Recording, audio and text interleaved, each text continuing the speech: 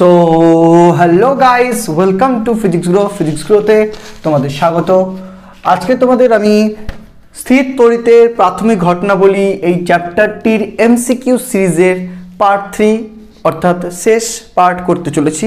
যে পার্টটাতে আমরা কভার করব আমাদের আগের পার্টগুলো যারা দেখোনি অবশ্যই ডেসক্রিপশনে লিঙ্ক থেকে পেয়ে যাবে। ডেসক্রিপশনে দেখো লেখা থাকবে অল চ্যাপ্টার সেমিস্টার 3 এমসিকিউ। তার লিঙ্কটাতে ক্লিক করলে তুমি পরপর চ্যাপ্টার ওই সমস্ত এমসিকিউ পাবে। তো সেখানেই তুমি প্রথম দিকেই এর পার্ট 1-2 পেয়ে যাবে, তারপরে পার্ট 3 থাকছে। তো সেখানে গিয়ে অবশ্যই পার্ট 1-2 দেখে নাও। আর বলে দিই পার্ট 1-2তে আমরা কী পড়িয়েছি। পার্ট 1-2তে আমরা পড়িয়েছি স্থির তড়িতের প্রাথমিক ঘটনাবলীর অনুশীলনীর এমসিকিউগুলো যেগুলো রয়েছে সেটা দুটো পার্টে করেছি। একটা পার্টে 1 থেকে 13 করেছি, আর একটা পার্টে 14 থেকে 25 করেছি। তার সাথে ওখানে রয়েছে 1 থেকে 13তে যে পার্টগুলো থেকে এমসিকিউ এসছে সেই পার্টের সেই থিওরি সংক্রান্ত, থিওরির পরে যে পরিচ্ছেদ সংক্রান্ত এমসিকিউগুলো আছে সেগুলো করানো হয়েছে। এবং পরের পার্টটাতেও সেম অনুশীলনীতে যে পার্টগুলো রয়েছে, যে অংশগুলো রয়েছে, যে চ্যাপ্টারের যে অংশ যে অংশগুলো রয়েছে তার সংক্রান্ত পরিচ্ছেদেরও এমসিকিউগুলো করানো হয়েছে। অর্থাৎ তুমি আগের পার্ট দুটোতে অনুশীলনীর এমসিকিউ আর তার থিওরির সমস্ত পরিচ্ছেদ সংক্রান্ত এমসিকিউগুলো দুটো পার্টে পেয়ে যাচ্ছ। তাহলে এই পার্টে কী পাচ্ছ? এই পার্টে তুমি পাচ্ছ পুরো স্কিল বেসড বা অ্যানালিটিক্যাল বেস এই এমসিকিউগুলো তুমি পাচ্ছ। ঠিক আছে, এখানে তোমাদের যেগুলো রয়েছে প্রথম আমি করাবো ফিলিং দ্য ব্ল্যাঙ্কস, তারপরে করাবো কলাম ম্যাচিং, তারপরে করাবো রিঅ্যারেঞ্জমেন্ট অফ সেন্টেন্স, তারপরে করাবো অ্যাসারশন রিজনিং, তারপরে করাবো আমরা ট্রু ফলস অ্যান্ড, তারপরে করাবো আমরা ডায়াগ্রাম চার্ট বেসড, তারপরে করবো আমরা কেস বেসড, তারপরে আমরা ইন্টিজার। এতগুলো সমস্ত তোমরা এই ক্লাসটাতে পেয়ে যাচ্ছ। ঠিক আছে, সো শুরু করছি। আশা করি দুটো ক্লাস দেখে থিওরি সম্বন্ধে যথেষ্ট আইডিয়া হয়ে গেছে। হঠাৎ করে এই ক্লাসটা দেখতে গেলে কিন্তু তোমার পক্ষে একটু বুঝতে অসুবিধা হতে পারে। আগের দুটো ক্লাস দেখে থিওরি ক্লাসও রয়েছে সেটাও দেখতে পারো, এবং এর বেসিক লেভেল নিউমেরিক্যালসের ক্লাস রয়েছে সেটাও দেখতে পারো। সমস্ত দেখা হয়ে গেলে এটা আর থিওরি বুঝতে তোমার অসুবিধা অতটা হবে না। ঠিক আছে, তাও আমি প্রত্যেকটা এমসিকিউ বোঝানোর সময় বুঝিয়ে দেবো। ঠিক আছে, ধরে নেবো যে তুমি আগেরগুলো দেখোনি, এইভাবে যতটা পারবো বুঝিয়ে দেবো। তবুও যারা আগেরগুলো দেখেছো তাদের কাছে ওই বোঝানোটা বেকার, তুমি নিজেই বুঝতে পারবে একটু বললেই। ঠিক আছে, তবুও আমি যতটা পারবো ভেঙে বলার চেষ্টা করছি। চলো দেখো, প্রথমে দেখো ফিলিং দ্য ব্ল্যাঙ্কসের 4টা আছে, 4টা এমসিকিউ আসছে, দেখতেই পাচ্ছ। প্রথম থেকে পড়ো, আমিও বলছি।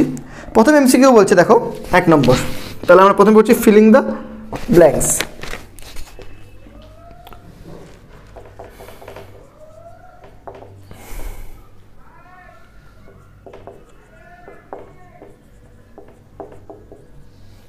প্রথমে বলছি ফিলিং দ্য ব্ল্যাঙ্কস। এখানে 1 নম্বর দেখো, প্রথম এমসিকিউ বলছে আহিত পরিবাহীতে আধান বেশিক্ষণ ধরে রাখতে হলে তার আকৃতি হওয়া দরকার। আহিত পরিবাহীতে বেশিক্ষণ আধান ধরে রাখতে হবে। হ্যাঁ, আধান বেশি জমেছে বলেনি, বলেছে আহিত পরিবাহীতে বেশিক্ষণ আধান ধরে রাখতে হবে। ওকে, সো এখানে তলমাত্রিক ঘনত্ব বেশি দেখবো না, তলমাত্রিক ঘনত্ব আমরা দেখবো কম, কতটা বেশি ডিস্ট্রিবিউটেড। ঠিক আছে, তলমাত্রিক ঘনত্ব যদি কোনো জায়গায় বেশি হয় তাহলে সেখানে আধান বেশি জমবে, আর বেশি জমলেই কিন্তু ক্ষরিত হওয়ার চান্সও বেশি। ওকে, সো আহিত পরিবাহীতে আমাকে এমনভাবে দেখতে হবে যে উদাহরণ ইয়েগুলো অপশানগুলো সেখানে কোন ক্ষেত্রে হ্যাঁ ডিস্ট্রিবিউশনটা সমান। ঠিক আছে, এমন নয় যে কোথাও বেশি এবং কোথাও কম, কারণ যেখানেই বেশি ডিস্ট্রিবিউশন হবে সেখানেই ক্ষরণ হওয়ার চান্স বেশি। অর্থাৎ যদি বেশি জমতে হয় আধান যদি বেশিক্ষণ জমতে না বেশিক্ষণ ধরে রাখতে হয় তাহলে দেখতে হবে ডিস্ট্রিবিউশন সমান। সো এবার ইয়েগুলো দেখি, অপশানগুলো দেখি। গোলাকৃতি, অবশ্যই এটাই হবে অ্যান্সার, কারণ গোলাকৃতিতে সবসময় ইকুয়ালি ডিস্ট্রিবিউট হয়। ঠিক আছে, কোথাও বেশি জমে না। সূচিমুখের অসম্ভব, সূচিমুখে এত বেশি জমে যে ক্ষরিত হয়ে যাবে। শঙ্কুকৃতি হবে না, শঙ্কুর মাথাতে এত বেশি আধান জমবে যে ক্ষরিত হয়ে যাবে। ঘনাকৃতি হবে না, কারণ ঘনাকৃতি 8টা কোণায় এত আধান জমবে যে সেগুলো থেকে ক্ষরিত হয়ে যাবে। ফলে সব থেকে আধান বেশি ধরে রাখবে কে? গোলাকৃতি। তো অপশন কি হলো? অপশন এ গোলাকৃতি। অপশন এ গোলাকৃতি। আশা করি বুঝতে পারলে। চলো 2 নম্বর এমসিকিউ দেখো। 2 নম্বর এমসিকিউ বলছে ড্যাশ হলো তড়িৎগ্রস্ততার চূড়ান্ত প্রমাণ। ড্যাশ হলো তড়িৎগ্রস্ততার চূড়ান্ত প্রমাণ। সবাই জানো বিকর্ষণ হলো তড়িৎগ্রস্ততার চূড়ান্ত প্রমাণ। কেন? কারণ একটা সেম আধান একে অপরকে বিকর্ষণ করে, কিন্তু একটা আধান বিপরীত আধানকেও আকর্ষণ করতে পারে, তাছাড়া একটা অনাহিত বস্তুকেও আবেশ করার পর আকর্ষণ করতে পারে। সো একটা বস্তু আহিত কিনা সেটা আকর্ষণ থেকে বুঝতে পারবো না, কারণ আকর্ষণ তো অনাহিত বস্তুকেও একটা আহিত বস্তু করে। তো এটা মনে করো আহিত বস্তু, এবার এই বোর্ডটা আহিত কিনা তার কনফার্মেশন বিকর্ষণ দিয়ে বুঝতে যাবে। কেন? কারণ যদি এটা প্লাস হয় তাহলে একমাত্র বোর্ডটাকে বিকর্ষণ করবে, তখন বোর্ডটা প্লাস হবে। কিন্তু এটা যদি বোর্ডটা যদি মাইনাস হয় বা অনাহিত হয়, দুটো ক্ষেত্রে এই প্লাস আধানটা কিন্তু বোর্ডটাকে আকর্ষণ করতে সক্ষম হবে। তাহলে আকর্ষণ দেখে আমি বুঝতে পারবো না যে যেটা আমরা যে আধান পরীক্ষক যে আধানের আছে সেই আধানের বিপরীত আধান আছে, মানে পরীক্ষাকৃত বস্তুটি, নাকি কোনো আধানে নেই, কনফিউজ হয়ে যাবো। তাহলে কি দেখে বুঝবো যে শিওর যেটা একটা আহিত বস্তু? সেটা হলো বিকর্ষণ দেখে। কি দেখে? বিকর্ষণ দেখে। সব বিকর্ষণই হবে কি তড়িৎগ্রস্ততার চূড়ান্ত প্রমাণ। অপশনগুলো দেখি একটু। আকর্ষণ অপেক্ষা বিকর্ষণই অবশ্যই, তাহলে অপশন এ এখানেও কারেক্ট অ্যান্সার। আকর্ষণ থেকেও বিকর্ষণ দেখে আমরা বলবো যে না, তো এটাই তড়িৎগ্রস্ততার সবথেকে চূড়ান্ত প্রমাণ। বাকি অপশনগুলো একবার পড়ে নিই। বিকর্ষণ অপেক্ষা আকর্ষণ কখনোই না, আকর্ষণ আর বিকর্ষণ উভয় কখনোই না। বিকর্ষণটাই মেন, দুটো দেখে বোঝা যায় না। আর স্থির তড়িৎ শ্রেণীর তো এখানে গল্পই না। স্থির তড়িৎ শ্রেণী কিসে লাগে? যে কোনো বস্তুকে আরেকটা বস্তুতে ঘষলে কোন ক্ষেত্রে ইলেকট্রন ছাড়বে, কোন ক্ষেত্রে ইলেকট্রন গ্রহণ করবে, সেটার জন্য স্থির তড়িৎ শ্রেণীটা লাগে। ঠিক আছে, চলো তাহলে কি হলো অপশন? অপশন এ, আকর্ষণ অপেক্ষা বিকর্ষণ।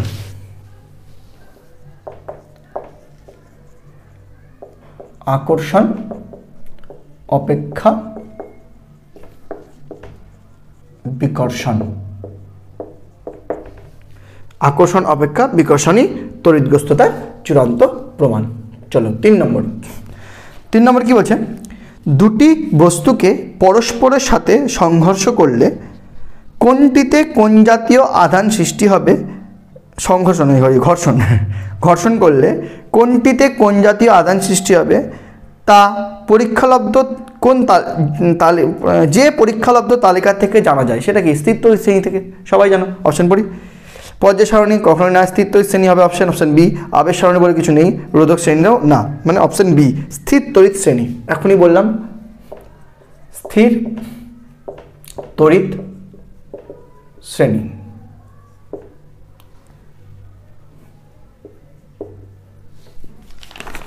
কি হবে? স্থির তড়িৎ শ্রেণী। এটা আগেও বলেছি, প্রয়োজন পড়লে আবার বলছি।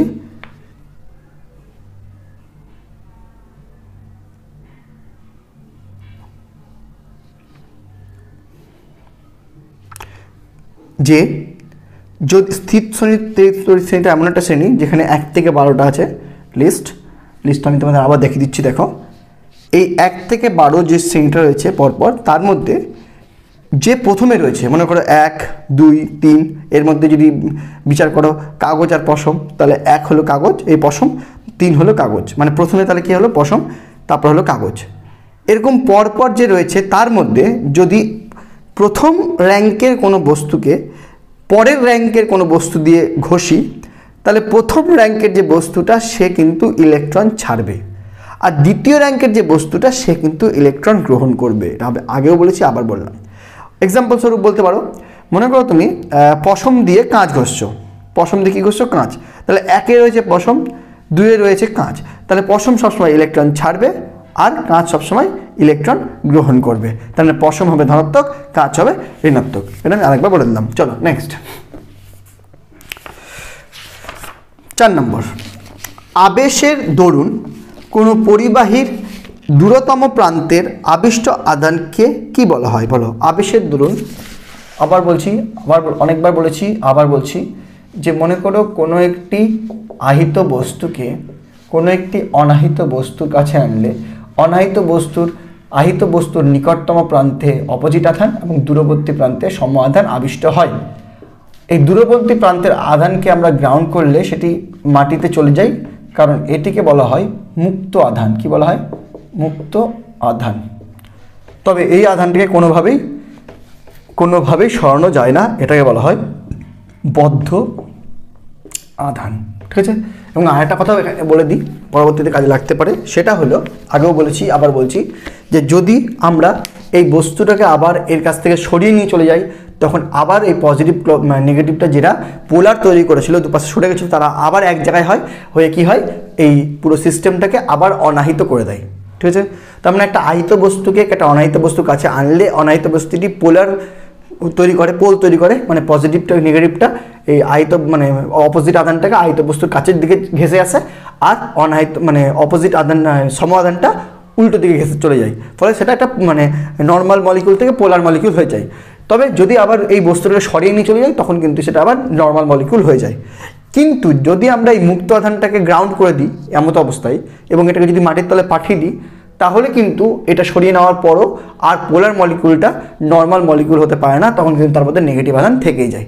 যাই হোক, ঠিক আছে, চলো আবার যখন প্রয়োজন পড়বে বলবো, এই ইনফরমেশনটাও রাখো। নেক্সট চলো, এই হলো আমাদের 1 2 3 4 4টা ফিলিং দ্য ব্ল্যাঙ্কস কমপ্লিট। ওকে, আমরা এবার কি করব, এবার আমরা কলাম ম্যাচিং করব। দেখো নেক্সট পার্ট, এখানে আমরা করব কলাম ম্যাচিং।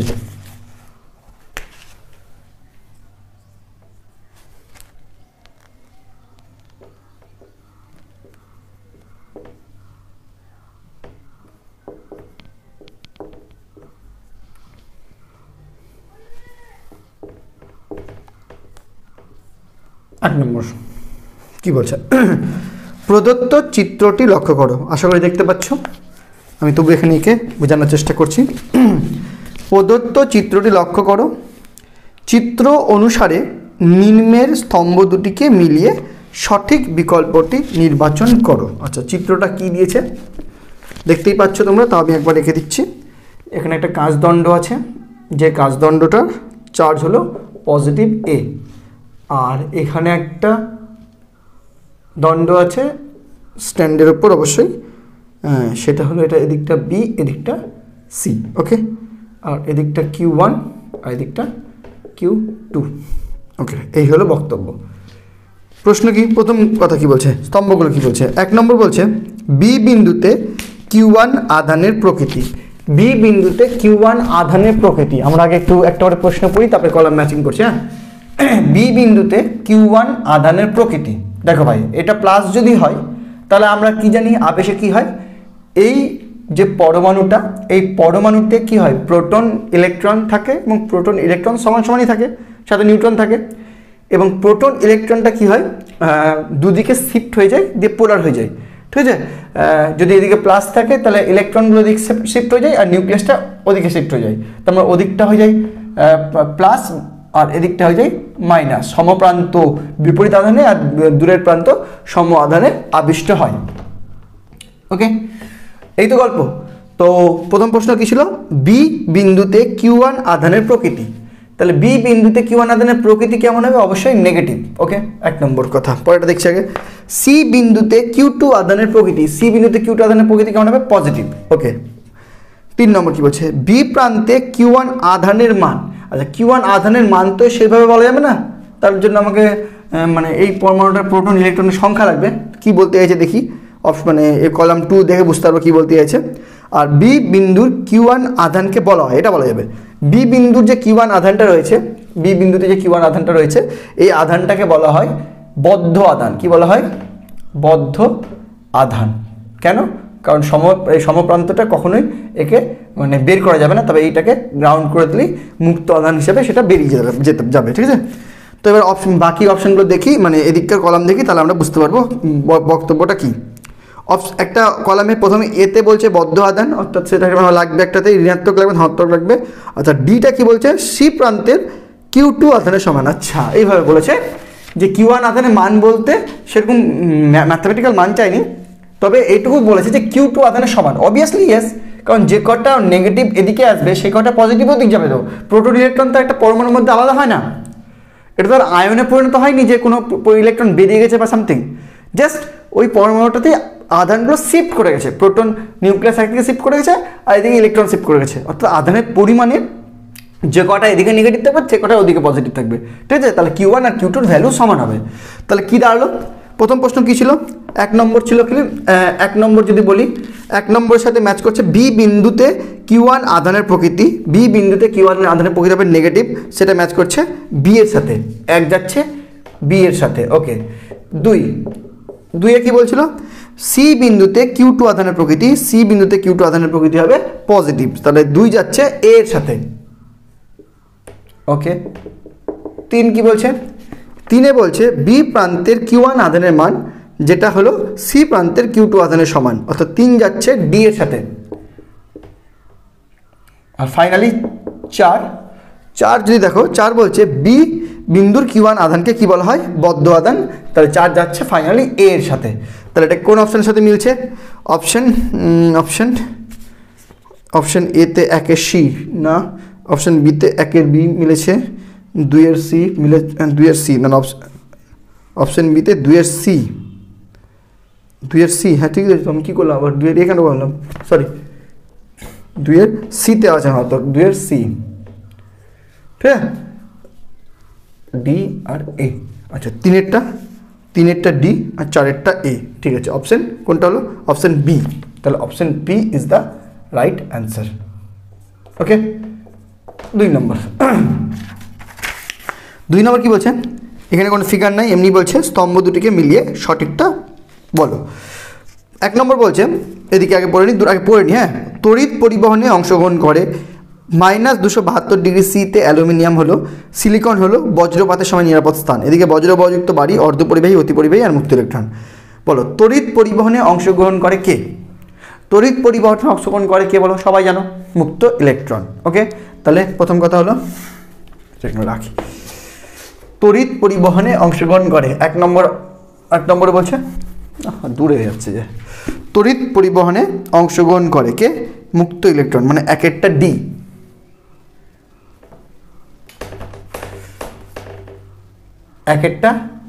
ডি,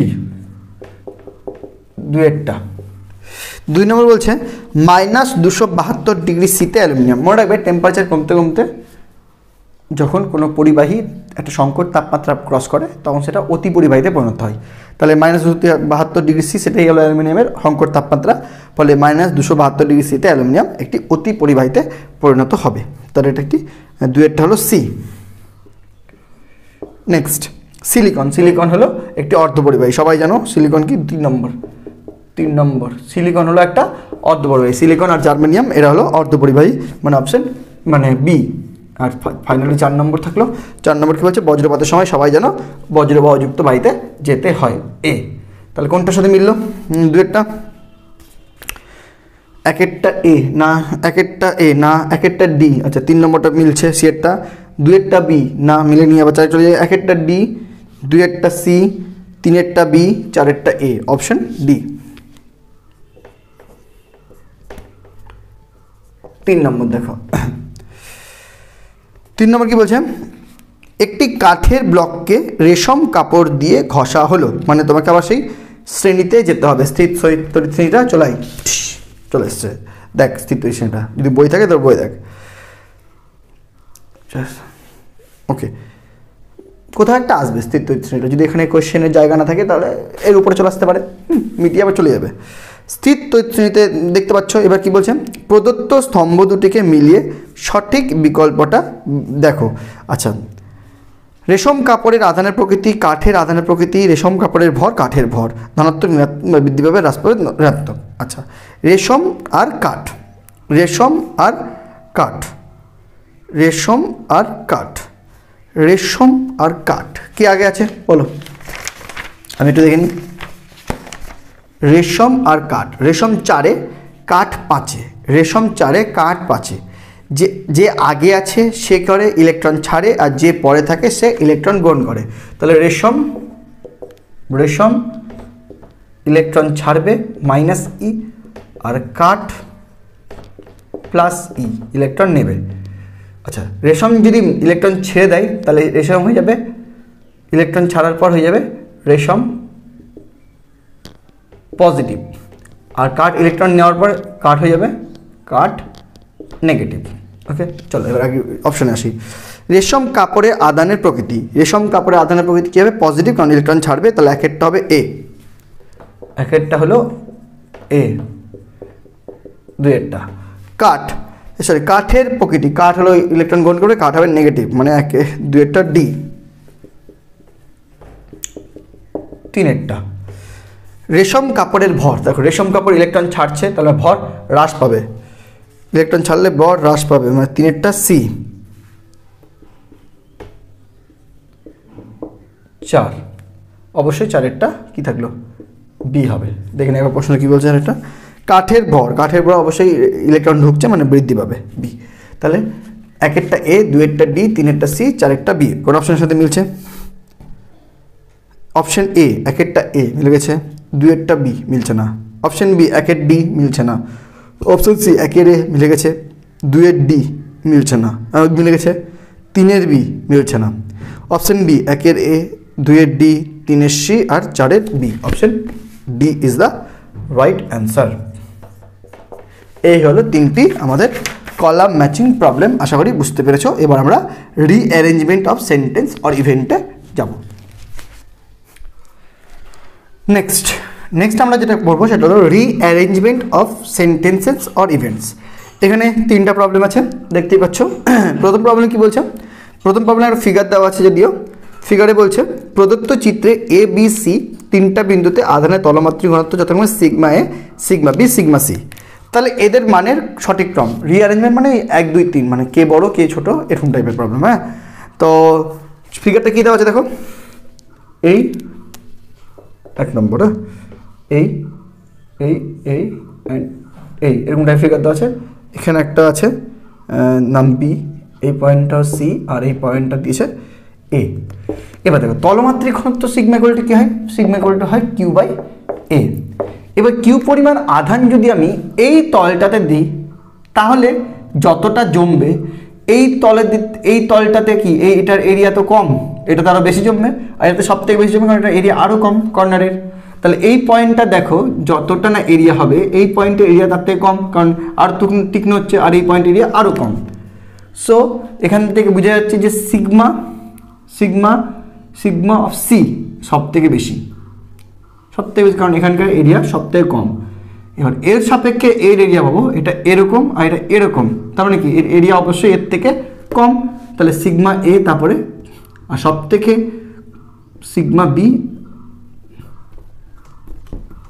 সিগমা বিটাকে সব থেকে কম তলমাত্রিক ঘনত্ব, তাহলে সব থেকে বেশি তলমাত্রিক ঘনত্ব সি এর, তারপরে এর, তারপরে বি এর।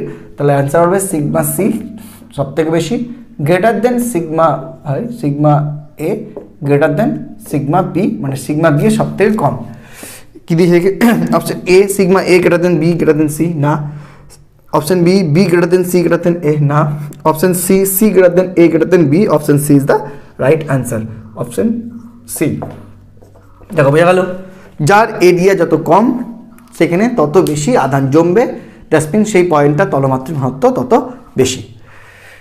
তড়িৎ পরিবহনের ক্ষমতা অনুসারে নিচের কোন ক্রমটি সঠিক? এটা সবাই জানো, তড়িৎ পরিবহন করে সব থেকে বেশি পরিবাহী, তারপরে সামান্য একটু পরিবহন করতে সক্ষম, খুবই সামান্য অর্ধপরিবাহী, আর অন্তরকের কোনো ক্ষমতা নেই, 0 প্রায়। তাহলে অপশন এ পরিবাহী গ্রেটার দেন অন্তরক গ্রেটার দেন অর্ধপরিবাহী, না পরিবাহী বেশি কিন্তু সেটা অন্তরকের থেকে বেশি না, সেটা অর্ধপরিবাহীর থেকে বেশি, কারণ অর্ধপরিবাহী আর অন্তরকের থেকে বেশি, সো অপশন এ হবে না। অপশন বি অন্তরক বাদ, অপশন সি অর্ধপরিবাহী বাদ, অপশন ডি পরিবাহী গ্রেটার দেন অর্ধপরিবাহী গ্রেটার দেন অন্তরক, অর্থাৎ option D is the right answer. সব থেকে বেশি পরিবাহী গ্রেটার দেন অর্ধপরিবাহী গ্রেটার দেন অন্তরক। 3 নম্বর, এ ও বি দুটি বস্তু, ভালো কথা, ভালো করে পড়ো। এ বস্তুটি আহিত, ভালো কথা। বি বস্তুটি অনাহিত, ভালো কথা। এ একটা বস্তু আহিত, বি একটা বস্তু অনাহিত। এক্ষেত্রে প্রদত্ত ঘটনার সঠিক ঘটনাক্রম চিহ্নিত করো। ঘটনাগুলো পড়ি। বি বস্তুটির নিকটস্থ আধান এ বস্তুর আধানের বিপরীত প্রকৃতির আধানে আবিষ্ট হলো। এ বস্তুটিকে বি বস্তুর কোনো নির্দিষ্ট স্থানের খুব কাছাকাছি নিয়ে আসা হলো। এ ও বি বস্তু দুটির মধ্যে একটি আকর্ষণ বল অনুভূত হলো। আচ্ছা, বলছে যে আচ্ছা কি ঘটনা ঘটেছে নিজেই বুঝতে পারছো, যে এ বস্তুটাকে আগে বি বস্তুর কাছাকাছি আনতে হবে। মনে করো এ বস্তুটাকে বি বস্তুর কাছাকাছি আনলাম। যদি এ বস্তু নিজে পজিটিভ আহিত হয় সাপোজ, তাহলে বি বস্তুর কাছে আনার পর বি বস্তুর এই প্রান্তে নেগেটিভ আর ওই প্রান্তে পজিটিভ আবিষ্ট হবে। কাছে আনার পর, আগে কাছে আনতে হবে, টাচ করাতে হবে না, কাছে আনতে হবে হলো। এরপর এটা নেগেটিভ হবে, এটা পজিটিভ হবে। যখন এটা নেগেটিভ হয়ে যাবে তখন এই বস্তুটা বি বস্তু থেকে আবেশ করা কমপ্লিট। আবেশের পর কি করবে, আহিত বস্তুটা এই অনাহিত বস্তুটাকেও আকর্ষণ করবে। সো কি হলো, প্রথমে কাছে আনবো, তারপরে আবেশ হবে, তারপরে আকর্ষণ হবে। তাহলে কোনটা সঠিক? সঠিক হলো প্রথমে বি, সবথেকে কাছে আগে আনতে হবে, বি হলো। তারপরে বি থেকে বিতে হলো, বি থেকে যখন কাছে আনলাম, যে কাছে আনবো সাথে সাথে বি এর এক প্রান্তে নেগেটিভ মানে নিকটস্থ প্রান্তে নেগেটিভ আর মানে এই বস্তুর বিপরীত আধান আর অপোজিট প্রান্তে সমাধান আবিষ্ট হবে। তারপরে এই ঘটনাটা ঘটবে, আবিষ্ট হবে। তারপরে কি হবে, তারপরে এ আর বি বস্তুর মধ্যে আকর্ষণ বল তৈরি হবে। তারপরে ফাইনাল সি। তার সঠিক ক্রম হলো প্রথমে বি, তারপরে এ, তারপরে সি। তাহলে option A B A C, option এতে মিলে গেল। So option A is the right answer. এই হলো আমাদের রিঅ্যারেঞ্জমেন্ট এই পার্ট। ওকে, আশা করি তিনটাই খুব সহজ রয়েছে, বুঝতে পেরেছো। চলো আমরা নেক্সট যাব হলো অ্যাসেরশন অ্যান্ড রিজনিং। দেখো চলো নেক্সট টপিক হলো অ্যাসেসর অ্যান্ড রিজনিং। দেখো অ্যাসেসর আর রিজনিং মানেটা বোঝো। অ্যাসেসন মানে উক্তি, মানে একটি বক্তব্য, আর রিজন মানে কারণ। একটা বক্তব্য থাকবে, একটা কারণ থাকবে। এবার দেখো বক্তব্যটা যে বক্তব্য থাকবে সেই বক্তব্যের সাথে চ্যাপ্টার রিলেট করতে হবে এবং বুঝতে হবে বক্তব্যটা সঠিক কিনা। কারণে যে বক্তব্যটা থাকবে সেই কারণটাও একটা বক্তব্য, সেটাও দেখতে হবে সঠিক কিনা। এবার মেলাতে হবে যে বক্তব্যটা প্রথমে আছে, অ্যাসেশনে আছে, উক্তিতে আছে, সেই বক্তব্যটা কারণ হিসাবে রিজনটাকে কি বলা যেতে পারে কি পারে না। এরকম হতেই পারে। দেখো পৃথিবী গোল, পৃথিবী আর চাঁদের মধ্যে আকর্ষণ রয়েছে। পৃথিবী গোল বললাম এবং পৃথিবী ও চাঁদের মধ্যে আকর্ষণ রয়েছে। এবার তোমাকে বুঝতে হবে যে এই দুটার মধ্যে একটা, প্রথমটাকে যদি উক্তি বলি, পরেরটাকে যদি কারণ বলি, দুটো কথাই ঠিক। পৃথিবী গোল তো, যদি উপবৃত্তাকার হিসাবে তুমি ট্রিট না করো, হ্যাঁ, তাহলে আলাদা ব্যাপার। আপাতত একদম নর্মাল ভাবো, পৃথিবী গোল, ওকে, পৃথিবীর সাথে চাঁদের আকর্ষণ আছে, ওকে। তার মানে এখানে তোমার উক্তিটাও ঠিক, কারণটাও ঠিক। তাই বলে এই কারণটা কি এই উক্তির জন্য সঠিক ব্যাখ্যা করছে? পৃথিবী গোল, এটা মানে চাঁদ সাথে যে পৃথিবীর আকর্ষণ আছে, এটার সাথে কি পৃথিবী গোল হওয়ার কোনো সম্পর্ক আছে? যদি সম্পর্ক থেকে থাকে তাহলে তুমি বলতে পারবা যে এর মানে উক্তিটাও ঠিক। দেখো যদি প্রথম, এখানে অপশন 4 রকমের থাকবে। একটা হলো উক্তিটা কি ঠিক, কারণটাও কি ঠিক, কারণে বক্তব্য পড়লাম, মনে করি উক্তিটাও ঠিক পড়লাম, কারণটাও ঠিক, ওকে। এবার তোমাকে দেখতে হবে যে উক্তিটা ঠিক, কারণটা ঠিক মানলাম, কিন্তু উক্তিটারই কি কারণ, নাকি মানে কারণের বক্তব্য আলাদা, ঠিক বক্তব্য একটা, কিন্তু তার সাথে উক্তির কোনো সম্পর্ক নাই। যদি উক্তির সম্পর্ক থাকে তাহলে অপশনটা হলো যে হ্যাঁ উক্তিটাও ঠিক, কারণটাও ঠিক, এবং এই কারণটা উপযুক্ত মানে উক্তিটার জন্য উপযুক্ত ব্যাখ্যা করে। আর যদি কারণটার সাথে উক্তিটার কোনো লিঙ্ক না থাকে তাহলে বলতে হবে যে হ্যাঁ উক্তিটা ঠিক, কারণটা ঠিক, তবে এই কারণটা উক্তির সাথে কোনো সম্পর্ক নেই। ওরা ইন্ডিভিজুয়াল বক্তব্য হিসেবে ঠিক আছে, কিন্তু মানে মানে তোমার উক্তির জন্য এটা সঠিক কারণ না, ওকে। আবার যদি এরকম হয় যে সঠিক কারণ, তো হলো এটা। আবার এরকম দেখা গেল যে উক্তিটা ঠিক, কারণ ঠিক না, কারণের বক্তব্যটা ঠিক নাই, তাহলে আর দেখার দরকার নেই, ওটাই অপশন, উক্তিটা ঠিক, কারণ ঠিক নাই। আবার এরকম হতে পারে উক্তিটাই ঠিক নাই, কারণটাও ঠিক নাই। আবার এরকম হতে পারে উক্তিটা ঠিক আছে, মানে উক্তিটা ঠিক নাই কিন্তু কারণটা ঠিক। এরকমভাবে অপশনগুলো থাকবে, তোমাকে করতে হবে। বলে দিয়েছি, ভালো করে পড়ো। প্রতিটি প্রশ্নে একটা অ্যাসেশন থাকবে, মানে উক্তি থাকবে, একটা রিজন থাকবে, মানে উক্তির কারণ থাকবে। এবার তোমাকে দেখতে হবে এ আর আর এর মধ্যে, মানে উক্তি আর কারণের মধ্যে নিচের কোন বিকল্পটা ঠিক। অপশন এতে বলছে এ ঠিক, মানে অ্যাসেশনটা ঠিক, আর ঠিক মানে রিজনটাও ঠিক, কিন্তু রিজন অ্যাসেশনের সঠিক ব্যাখ্যা মানে এবং রিজন অ্যাসেশনের সঠিক ব্যাখ্যা মানে রিজনটা যেটা উক্তি দিয়েছে তারই সঠিক ব্যাখ্যা করে। অপশন বি বলছে অ্যাসেশনটা আর রিজনটা দুটাই ঠিক, কিন্তু রিজনটা অ্যাসেশনটার সঠিক ব্যাখ্যা করে না বা ব্যাখ্যা নয়, ওকে। সি নম্বর অপশনে বলছে অ্যাসেশনটা ঠিক কিন্তু রিজনটা ভুল, আর ডিতে বলছে অ্যাসেশনটা ভুল কিন্তু রিজনটা ঠিক। এখন দেখা যাক প্রশ্নে আসবো, এই চারটার মধ্যে অপশন হবে, ঠিক আছে। আমরা অ্যাসেশন পড়বো, রিজন পড়বো, পড়ে আমাদের অপশন বলতে হবে, মানে এটাই মেন অপশন। এই অপশনের মধ্যে কোন অপশনটা হবে তোমাকে ভালো করে বুঝে বলতে হবে, ঠিক আছে। তাহলে প্রথমটা বলো, 1 নম্বর, যদি 1 নম্বর প্রশ্নটা একটু ভুল দেওয়া আছে, হ্যাঁ 1 নম্বর প্রশ্ন তোমাদের অপশন অনুযায়ী একটু ভুল দেওয়া আছে। কি বলছে শোনো না আগে, এখানে অ্যাসেশনটা বলছে যে দুটি বস্তুর মধ্যে ঘর্ষণের ফলে তড়িৎ সৃষ্টি হতে পারে, এই প্রকার তড়িৎকে ঘর্ষণ তড়িৎ বলে। অবশ্যই দুটো বস্তু ঘর্ষণ ফলে তড়িৎ সৃষ্টি হতেই পারে, তাই না, কিন্তু ঘর্ষণ তড়িৎ বলে, কোনো অসুবিধা নেই, এই অ্যাসেশনের উক্তিটার মধ্যে কোনো ভুল নেই।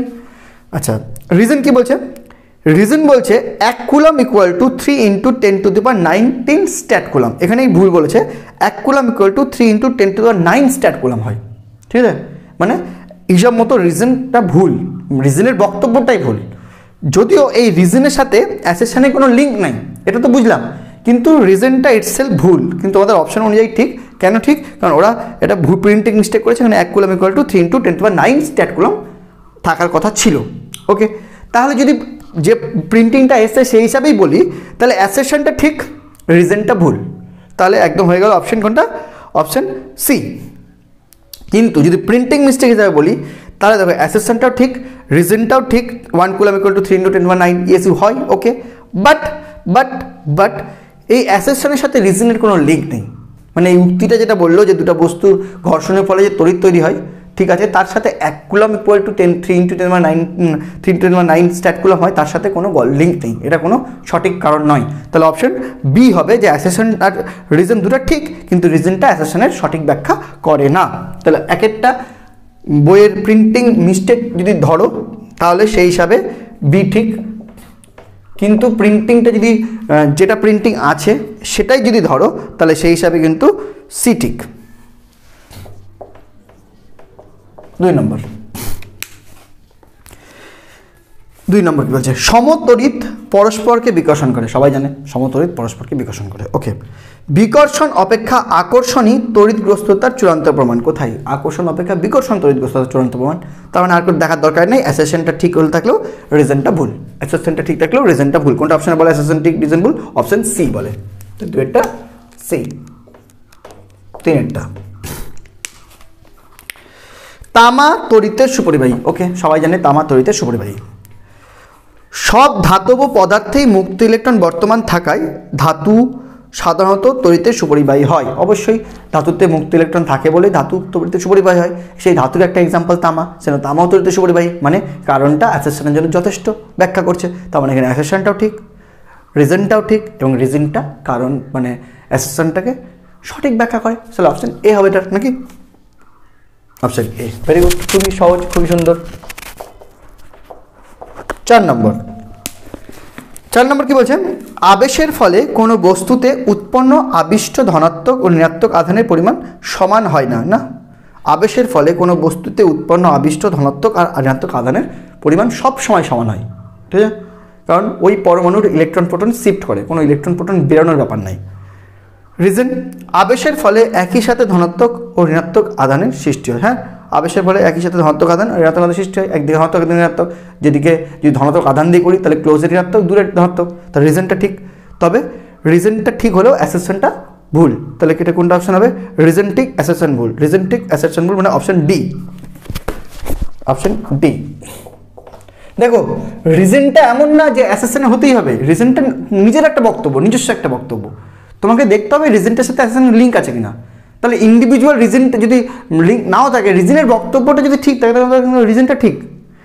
রিজন ঠিক মানে এটাই না যে ওটারই রিজন, এটা করতো না, রিজনের বক্তব্যটা দেখো, যে বক্তব্যটা চ্যাপ্টারের থিওরি অনুযায়ী, কনসেপ্ট অনুযায়ী ঠিক বক্তব্য কিনা, তার সাথে অ্যাসেশনের লিঙ্ক আছে কিনা সেটা পরের অপশন, ঠিক আছে।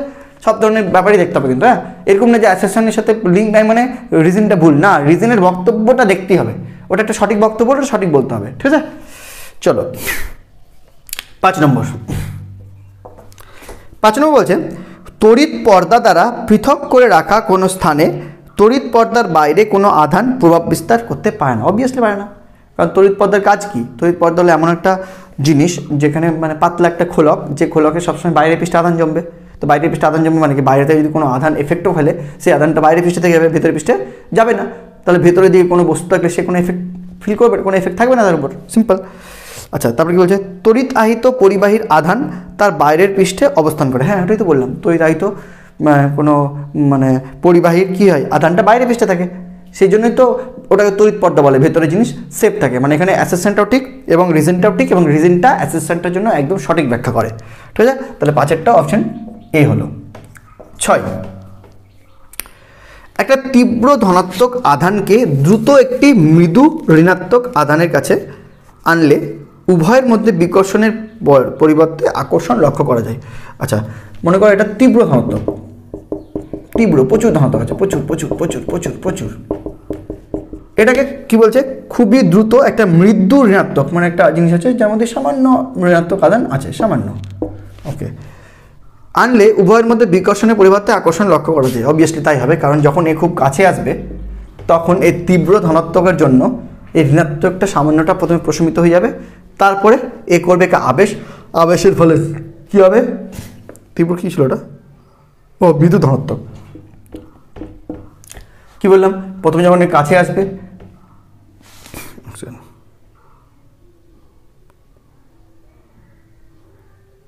হ্যাঁ হ্যাঁ হ্যাঁ, যখন এটা ব্যাপারটা ভালো করে বোঝার চেষ্টা করো, যে এখানে যখন প্রচুর পজিটিভ আধান একসাথে, যখন একটা সামান্য পজিটিভ আধানের কাছে খুবই দ্রুত আসে, তখন দুটো কেসই হয়, একটা একে বিকর্ষণ করে, আবার 2 নম্বর এখানে তো সামান্য পজিটিভ আছে, ম্যাক্সিমাম তো পরমাণুগুলো, মানে ওর মধ্যে যে বস্তুটার মধ্যে সামান্য পজিটিভ আছে, মানে ম্যাক্সিমাম পরমাণুগুলো কি নিস্তরিত, কয়েকটা পরমাণু পজিটিভ আধানে আহিত হয়েছে একটা বস্তুর, তো সামান্য পজিটিভটা কি হয়, এর দ্বারা বিকশিত হয়, ঠিক আছে, কিন্তু তার থেকেও বেশি প্রাধান্য পেয়ে যায়, যেহেতু এটা খুবই স্পিডে আসছে এর দিকে, আবেশটা বেশি প্রাধান্য পেয়ে যায়, এবং আবেশের ফলে কিন্তু এখানে কি হয়, এই সামান্য পজিটিভটা তো মানে শিফট করে বিকশিত হয়ে, কিন্তু এই আবেশের ফলে এখানে নেগেটিভ আধানগুলো এদিকে চলে আসে, ফলে সেই নেগেটিভ আধানের পরিমাণ এত বেশি হয়ে যায় এর মানে দরুন, যে এই পজিটিভটা পাত্তাই পায় না, তখন কিন্তু এর আকর্ষণটাই আগে হয়।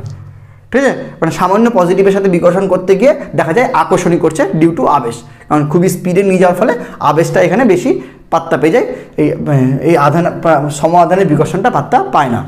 আচ্ছা, রিজন কি বলছে, আবেশী আধান তীব্র হলে পরিবাহিত আবিষ্ট আধানও যথেষ্ট তীব্র হয়। ঠিকই আছে, মানে যে আধানটা দিয়ে আমি আবিষ্ট করতে চাইছি সে যদি তীব্র হয়, তাহলে এখানে উৎপন্ন আবিষ্ট আধানগুলো তীব্র হবে, তার ফলে এই ওর মধ্যে থাকা যে সামান্য আধানটা কোনো পাত্তাই পাবে না, মানে এখানে অ্যাসেসেন্টও ঠিক, রিজনটাও ঠিক, মানে এখানেও এটা অপশন এ হবে।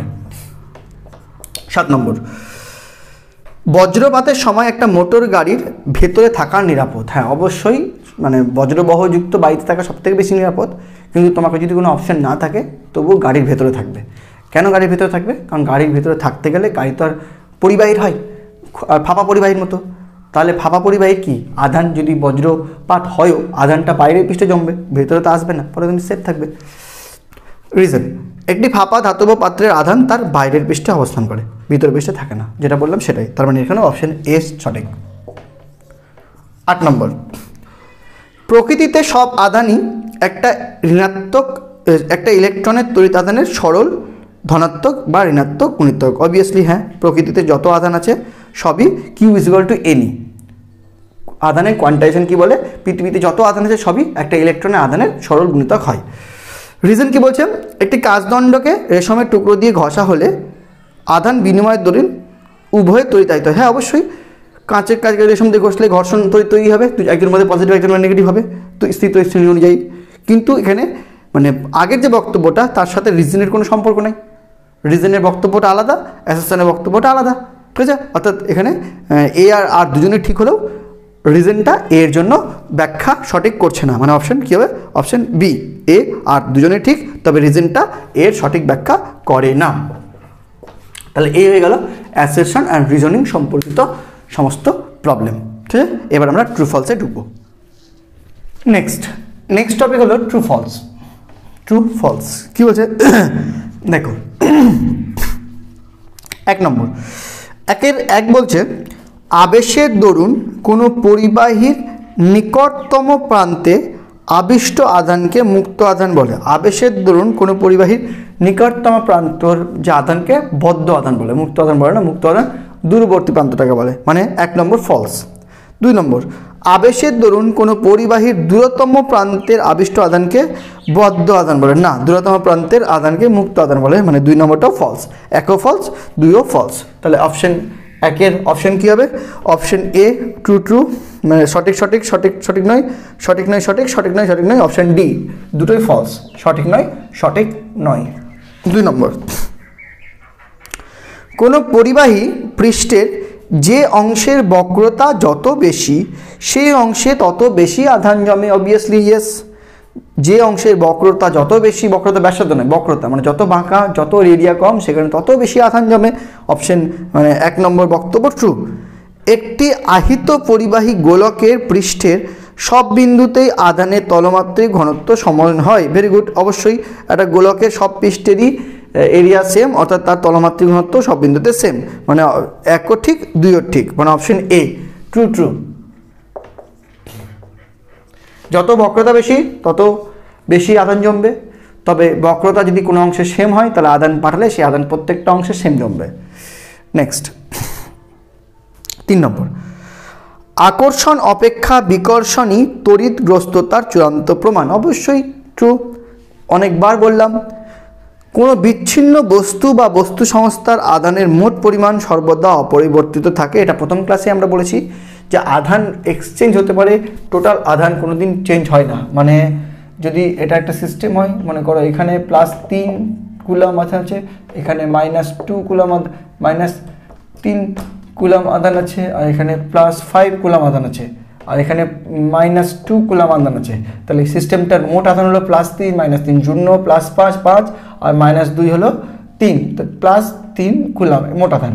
এবার যদি বাই চান্স কোনো রকম আধানের এক্সচেঞ্জ হয়, এটা ওটা হয়, এটা যদি মনে করো কোনোভাবে হয়ে গেল +5 কুলাম, এটা হয়ে গেল মনে করো -2 কুলাম, এটা হয়ে গেল মনে করো +1 কুলাম, তাহলে এটা এমন হবে যাতে টোটালটা আবার সেই +3 কুলাম থাকে।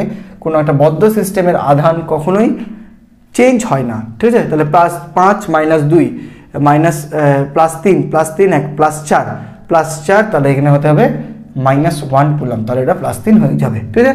এমনভাবে ডিস্ট্রিবিউট হবে যাতে টোটাল আধান আগে যা ছিল পরে সেম থাকবে, কখনোই আধানের টোটাল পরিমাণ একটা সিস্টেমের, বদ্ধ সিস্টেমে অ্যাকচুয়ালি চেঞ্জ হবে না, ঠিক আছে? এটাই বলে আধানের সংরক্ষণ সূত্র। ওকে, তো 3 নম্বরটারও দুটোই সঠিক, 1ও সঠিক 2ও সঠিক নাকি? ওহো ঠিকই আছে, আমার পড়তে ভুল হয়েছে। কোনো বিচ্ছিন্ন বস্তু বা বস্তু সংস্থার আধানের মোট পরিমাণ সর্বদা পরিবর্তিত হয়। পরিবর্তিত হয় না হবে, কিন্তু পরিবর্তিত হয় বলেছে, অর্থাৎ মানে 1 সঠিক কিন্তু 2 সঠিক নয়, 1 সঠিক 2 সঠিক নয়, মানে অপশন হবে বি, কারণ কখনো পরিবর্তন হয় না। হ্যাঁ, 4 নম্বর কি বলছে?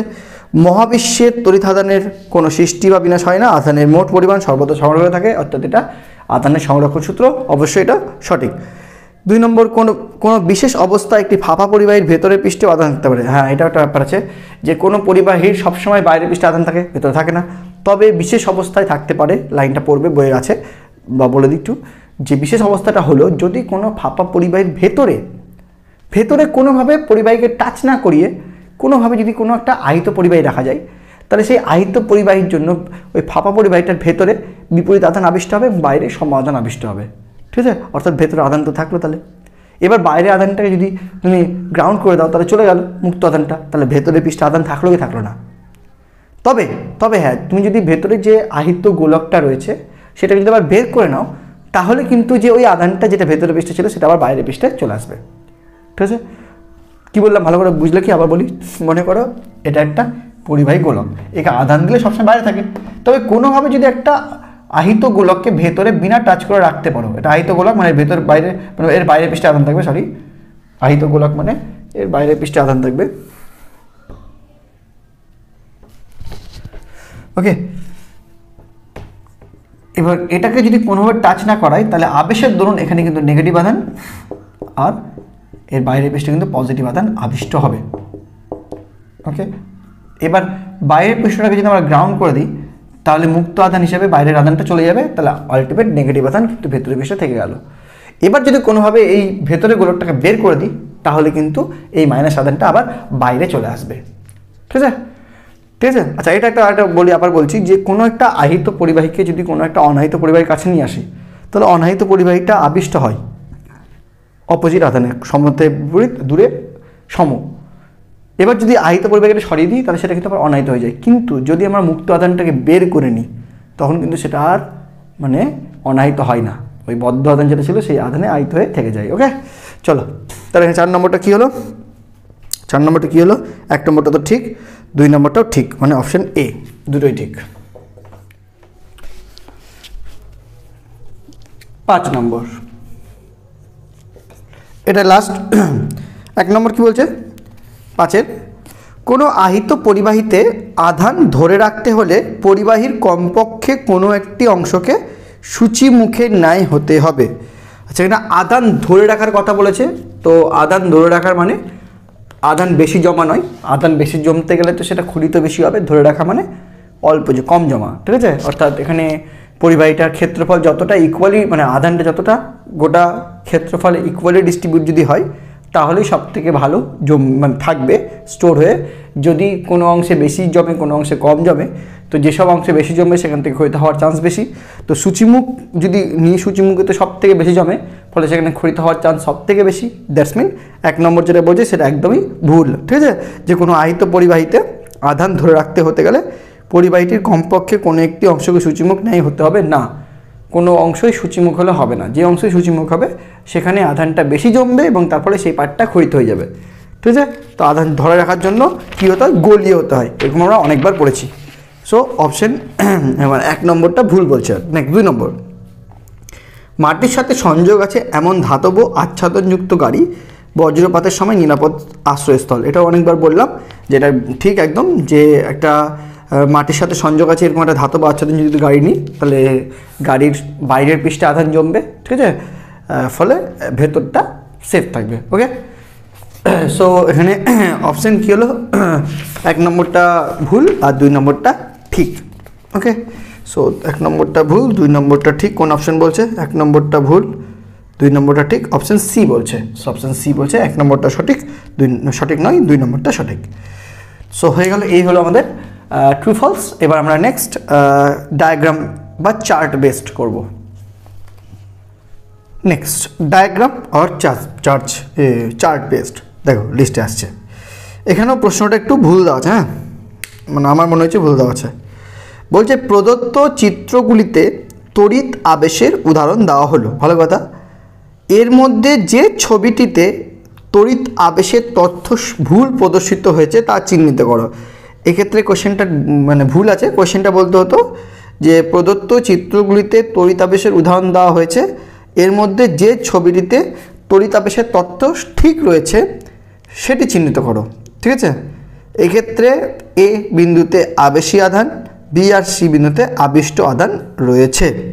এবার দেখো কেন বলছি, কারণ অপশন এতে দেখো কি বলছে ফিগারটাতে, যে নেগেটিভ অপশন, এটা কত নম্বর? 1 নম্বর।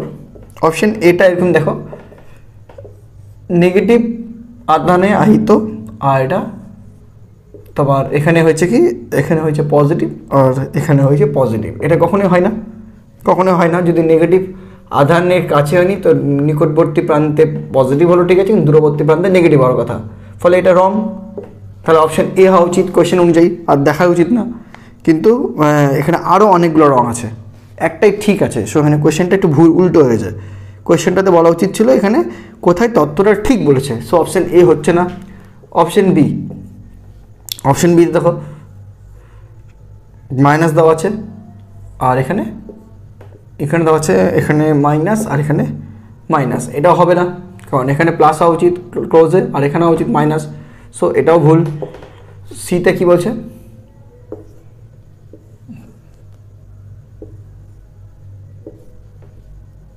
এখানে প্লাস আছে, এখানে মাইনাস আর এখানে প্লাস।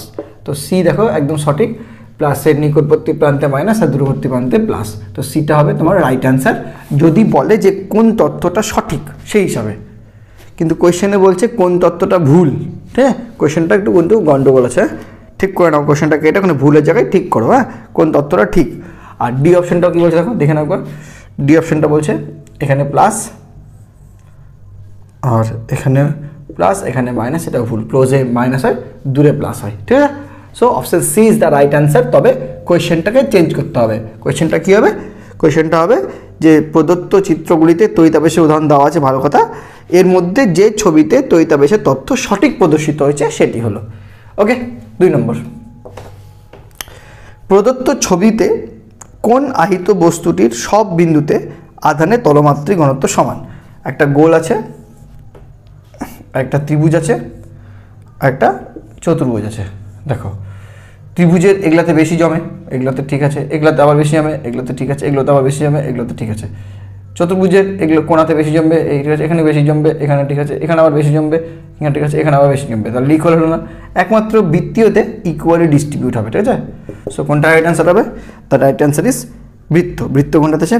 পি। এবার অপশান এতে আছে পি, তাহলে অপশান এ হবে কারেক্ট অ্যান্সার, কারণ এটা পি, এটা কিউ আর এটা আর। তো পিটা বৃত্ত, অপশান এতে পি আছে, so option A P is the right answer. Clear? এই হয়ে গেল ডায়াগ্রাম বা চার্ট বেসড। নেক্সট আমরা করব কেস বেসড। সো এবার আমরা কেস বেসড প্রবলেম করবো। এগুলো এমসিকিউ কেমন? তোমাকে একটা কেস বা একটা ঘটনা বলবে, সেই ঘটনা পরিপ্রেক্ষিতে তোমাকে এমসিকিউ জিজ্ঞেস করা হবে। তাহলে ঘটনাটা শোনো মন দিয়ে। ধনাত্মক আধানে আহিত একটি দণ্ডাকার রডকে অনাহিত একটি ধাতব গোলকের খুব কাছাকাছি আনা হলো। ধনাত্মক আধানে আহিত একটি রডকে, দিস ইজ দ্য রড, এই রডকে অনাহিত একটি ধাতব গোলকের খুব কাছাকাছি আনা হলো। এটা একটা ধাতব গোলক, এর খুব কাছাকাছি আনা হলো। কিছু সময় পর রডটিকে আবার যথেষ্ট দূরে সরিয়ে নিয়ে যাওয়া হলো। তাহলে যখন আনবো তো ক্লোজের দিকে কী হবে? নেগেটিভ, আর দূরের দিকে পজিটিভ, এরকম হবে। এবার তারপরে কী হলো? সরিয়ে নিয়ে চলে গেলাম, মানে সরিয়ে নিয়ে চলে গেলাম, আবার সরিয়ে নিয়ে গেলাম, এটা নিউট্রাল হয়ে গেল।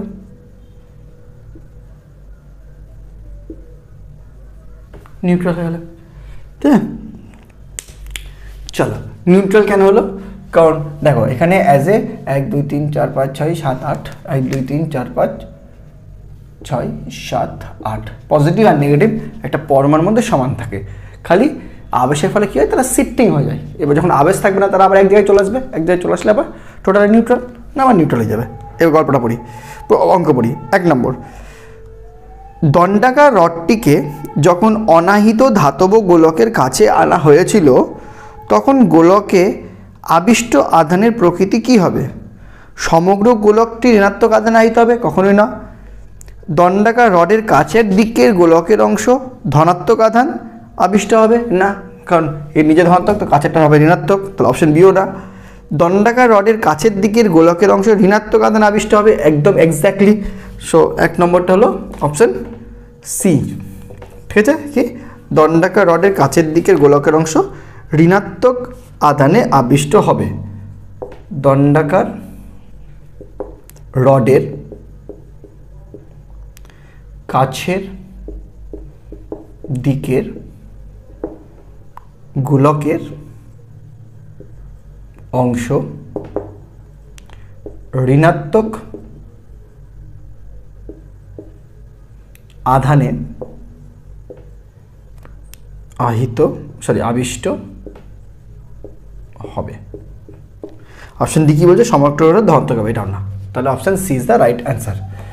2 নম্বর, দণ্ডাকার রডটিকে গোলক থেকে দূরে সরিয়ে নিয়ে গেলে গোলকটির আধান কীরূপ হবে? নিউট্রাল হয়ে যাবে। অপশনগুলো পরে দেখি। গোলকটি সামগ্রিকভাবে নিস্তরিত থাকবে, হ্যাঁ অপশন এ, আর কি দেখার দরকার নেই, অপশন এ, বাকিটা পরে নিচ্ছি। তাও গোলকটি সামগ্রিকভাবে ঋণাত্মক না, না ধনাত্মক না, আয়নিত না, সামগ্রিকভাবে নিস্তরিত থাকবে। গোলকটি সামগ্রিকভাবে নিস্তরিত থাকবে। চলো 3 নম্বর, আহিত দণ্ডাকার রডটির গোলকের কাছাকাছি থাকা অবস্থায় গোলকটিকে ভূসংলগ্ন করা হলো। আচ্ছা, এবার ভূসংলগ্ন করছি। দেখো ভূসংলগ্ন করা হলো মানে এই যে মুক্ত, আচ্ছা একটা মনে রাখবে কী বলেছিলাম, একটা গোলকের মানে একটা আবেশের যে আধানটা যেটা দিয়ে আবেশ করছি তার ক্লোজটা হলো বদ্ধ আধান আর এটা হলো মুক্ত আধান। যখনই গোলককে গ্রাউন্ড করব মুক্ত আধানটা চলে যাবে, তাহলে এইটুকু আধান এখন চলে গেল গ্রাউন্ডে, মানে এটা আর নাই, গায়েব, জিরো। ওকে, এটা নাই, গায়েব।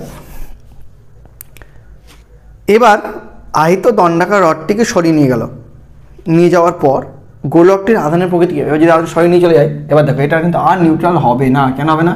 কারণ পজিটিভ নাই, শুধু নেগেটিভ ছিল। এবার নেগেটিভগুলো আবার মাঝখানেও যদি চলে আসে, পজিটিভ তো নাই, তাহলে ওভারঅল নেগেটিভই থেকে গেল, ঠিক আছে, মানে গোলকটা কিন্তু ঋণাত্মক থেকে গেল। এটাও বারবার অনেকবার বললাম যে যদি গ্রাউন্ড করে আমি দূরবর্তী প্রান্তের আধানটিকে সরিয়ে দিই, গ্রাউন্ডে মানে ভূপৃষ্ঠে পাঠিয়ে দিই বাই, যেহেতু ওটা মুক্ত আধান, তাহলে কিন্তু ওর মধ্যে শুধু নেগেটিভ আধান থাকে, ঠিক আছে, যেটা এই সাইডে থাকে সরিয়ে নিতে গেলেও ওই নেগেটিভ আধান আর কিন্তু নিউট্রালে যায় না, নেগেটিভভাবেই থেকে যায়, মানে এর অপোজিট আধানটাই থেকে যায়। তো অপশন দেখি, সামগ্রিকটা নিশ্চয়ই থাকবে, আর সেটা সম্ভব না, কারণ পজিটিভ আধানটা আর নেই, চলে গেছে। গোলকটি সামগ্রিকভাবে ঋণাত্মক আধানে আহিত হবে, মানে অপশন বিটাই হবে রাইট অ্যান্সার, যে গোলকটি সামগ্রিকভাবে ঋণাত্মক আধানে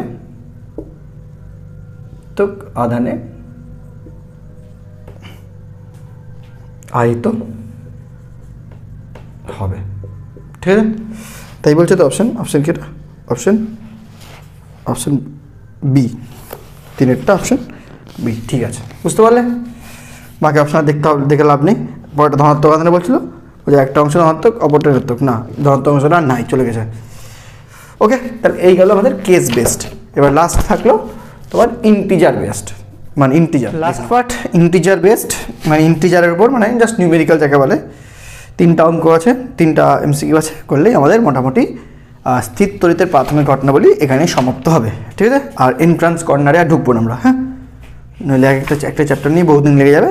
এন্ট্রান্স কর্নারটা নিজে করো, হ্যাঁ। বাকি আমরা কি করলাম, আমরা তোমাদের অনুশীলনীর মোটামুটি এমসিকিউ, আমার চ্যানেলে তুমি এমসিকিউ পেয়ে যাচ্ছ পুরোটাই, এদিকে কনভেনশনাল টাইপটাও পাচ্ছ, স্কিল বেস টাইপটা পেয়ে যাচ্ছ আমার চ্যানেলে। তার সাথে তুমি পাচ্ছ কি, তার সাথে পাচ্ছ তুমি বেসিক লেভেল নিউমেরিক্যালস, আর পাচ্ছ যেখানে অ্যাডভান্স লেভেল নিউমেরিক্যালস, এই পার্টটাতে পেয়ে যাচ্ছ, এতগুলো জিনিস পাচ্ছ। শুধু আমি এন্ট্রান্স কর্নারে ঢুকলাম না, কারণ এন্ট্রান্স কর্নারটা যে এমসিকিউগুলো সেগুলো আমরা এন্ট্রান্স যে পড়াবো, যখন যে ভিডিওগুলো এন্ট্রান্সের উপর দিচ্ছি সেখানে তো করাচ্ছি, আবার ডবল করে লাভ নেই, কারণ এগুলো আমাদের এন্ট্রান্সের যে ক্লাসগুলো রয়েছে সেগুলোর মধ্যে থাকছেই। কিন্তু নিটের ক্লাস আছে, হ্যাঁ, নিটের ক্লাসের মধ্যে নিট যেই জন্য যে ক্লাসগুলো করছি তার মধ্যে কিন্তু এই প্রবলেমসগুলো থাকছে, কোন সালে কোনটা এসেছিলো সেগুলো থাকছে। সো এটা আমি আর ঢুকছি না। তো আজকে তোমাদের এই ইন্টিজারটা হয়ে গেলে প্রথম চ্যাপ্টারটি শেষ হচ্ছে, হ্যাঁ। প্রথম চ্যাপ্টারের, আর যেহেতু বেসিক লেভেল নিউমেরিক্যালসও করানো আছে, সো প্রথম চ্যাপ্টারটা শেষ। আর প্রথম চ্যাপ্টারে আমরা কিছু করাবো না, হ্যাঁ, থিওরি করানো হয়েছে, বেসিক লেভেল নিউমেরিক্যালস করানো আছে, এমসিকিউ করিয়ে দিলাম, শেষ। আমরা নেক্সট ক্লাসে সেকেন্ড চ্যাপ্টার ঢুকছি, হ্যাঁ। সো দেখো ইন্টিজারে কী বলছে, এক নম্বরটা বলছে একটি আহিত বস্তুর মোট আধানের পরিমাণ -0.4 × 10⁻⁻17 কুলম্ব।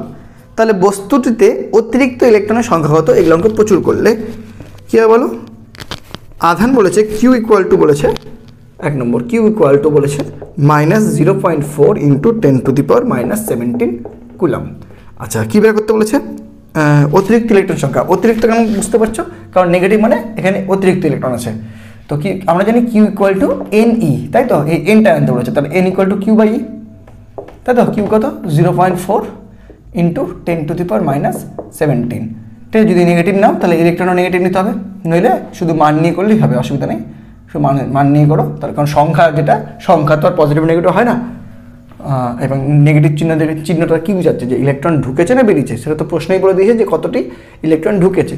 সো অসুবিধার কিছু নেই, তো শুধু সংখ্যাটা বের করতে হবে। তো ইলেকট্রন আধান দিয়ে ভাগ করে দাও, 10⁻⁻19, তাই তো।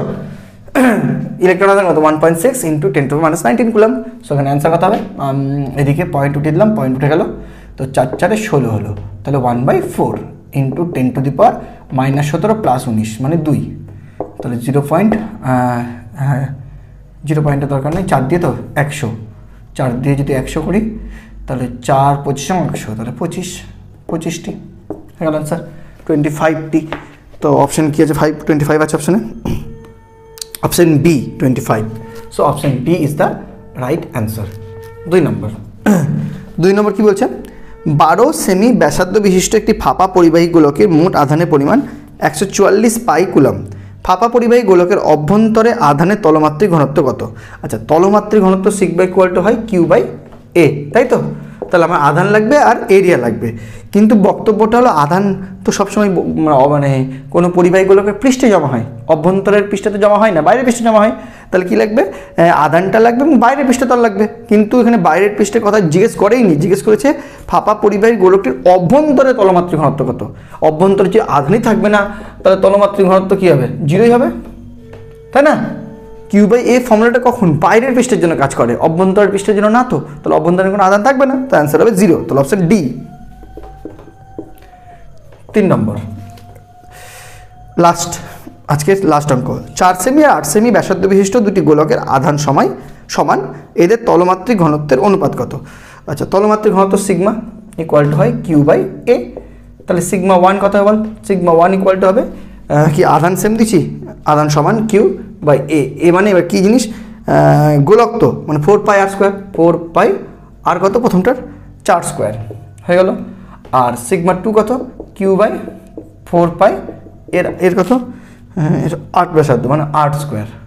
তাহলে সিগমা 2, তাহলে রেশিও বলেছে, তাহলে sigma 1 is to sigma 2 equal to Q/4π 4 × 4 into 4π 8 × 8 divided by Q। Q কেটে যাচ্ছে, 4π কেটে যাচ্ছে, 4 দুগুণি 8, 4 দুগুণি 8, 2 দুগুণি 4, তাহলে 4:1 কত, 4:1। অপশান কত, 4 মানে এক কথায় অপশান এ, 4:1 বা 4। এই হলো 3 নম্বর। তো আমাদের ইন্টিজার বেসড অঙ্ক শেষ। তাহলে আমরা সব থেকে প্রথমে তোমাদেরকে সেমিস্টার 3 প্রথম চ্যাপ্টারের সমস্ত এমসিকিউ দিলাম। এই এমসিকিউগুলো আশা করি করলে, যদি ভালো লেগে থাকে অবশ্যই কমেন্ট করো, শেয়ার করো, লাইক করো, বলতে হয় বললাম, কি আছে। চলো বাই, দেখা হচ্ছে তড়িৎ ক্ষেত্র।